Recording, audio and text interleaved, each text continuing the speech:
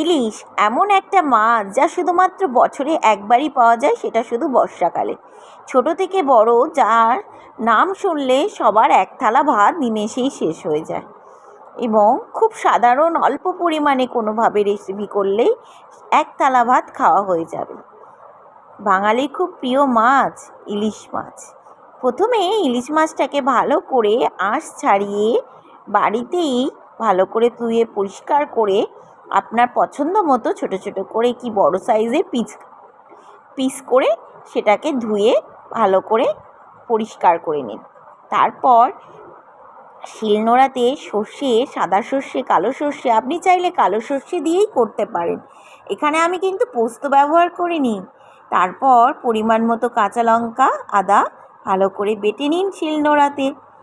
কিছুই লাগবে না, দেখুন না, খুব ঘরোয়াভাবে সাধারণ উপকরণ দিয়ে আপনার খুব সুস্বাদু ইলিশ ভাপা তৈরি হয়ে যাবে। তারপর সর্ষে বাটা, নুন, হলুদ, কাঁচা লঙ্কা চিরা, কাঁচা লঙ্কা এবং আদা বাটা দিয়ে, সর্ষের তেল দিয়ে আপনার পছন্দ মতো মাছ দিয়ে ভালো করে মাখিয়ে, এবার তার উপরে একটু বেশি পরিমাণে সর্ষের তেল ছড়িয়ে দিয়ে গরম জলের উপরে বসিয়ে ভাপে সিদ্ধ করে নিন। দেখুন, এক থালা ভাত নিমেষেই শেষ হয়ে যাবে, সুস্বাদু ইলিশ ভাপা রেডি।